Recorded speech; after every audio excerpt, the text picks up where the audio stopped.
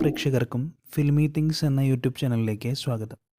Cubes എൻ്റർടൈൻമെൻറ്റ്സിൻ്റെ ബാനറിൽ ഷെരീഫ് മുഹമ്മദ് നിർമ്മിച്ച് ഹനീഫ് അദേനി സംവിധാനം ചെയ്ത ഉണ്ണിമുകുന്ദൻ ചിത്രം മാർക്കോ 100 കോടി ക്ലബ്ബിൽ.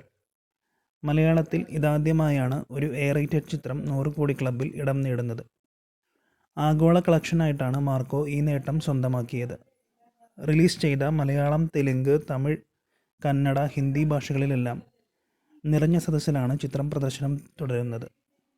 നിർമ്മിച്ച ആദ്യ സിനിമ തന്നെ 100 കോടി നേട്ടം കൊയ്തുവെന്ന അപൂർവതയും ക്യൂബ്സ് എൻ്റർടൈൻമെൻറ്റ്സിനുണ്ട്. കഴിഞ്ഞ വർഷം ഡിസംബർ 20 ക്രിസ്മസ് റിലീസായിട്ടാണ് ചിത്രം തിയേറ്ററുകളിൽ എത്തിയത്. മോസ്റ്റ് വയലൻറ്റ് ഫിലിം എന്ന ലേബലോടെ എത്തിയ ചിത്രത്തിന് ആദ്യ ഷോ കഴിഞ്ഞപ്പോൾ മുതൽ മികച്ച പ്രതികരണങ്ങളാണ് ലഭിച്ചത്. ഇത് ബോക്സ് ഓഫീസിലും പ്രതിഫലിച്ചു.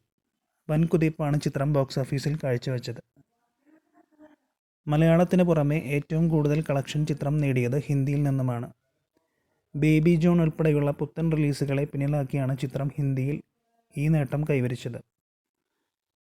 ജനുവരി 1 തെലുങ്ക് പതിപ്പും ജനുവരി 3 തമിഴ് പതിപ്പും റിലീസ് ചെയ്തു. ഈ രണ്ട് പതിപ്പുകളും നല്ല കളക്ഷൻ തന്നെ നേടി. 1.75 കോടിയാണ് തെലുങ്കിൽ മാർക്കോയുടെ ആദ്യ ദിന കളക്ഷൻ. അതേസമയം 30 കോടിയാണ് ചിത്രത്തിൻ്റെ ബഡ്ജറ്റ് എന്നാണ് റിപ്പോർട്ടുകൾ. ഇന്നലെ വരെയുള്ള കണക്കുകൾ പ്രകാരം മുതൽ മുടക്കിൻ്റെ 52.50% മാർക്കോ തിരിച്ചുപിടിച്ചുവെന്നാണ് റിപ്പോർട്ടുകൾ. നിലവിൽ കൊറിയയിൽ റിലീസിനൊരുങ്ങുകയാണ് മാർക്കോ. ബാഹുബലിക്ക് ശേഷം തെന്നിന്ത്യയിൽ നിന്നും കൊറിയയിൽ റിലീസ് ചെയ്യുന്ന ചിത്രം കൂടിയാണിത്.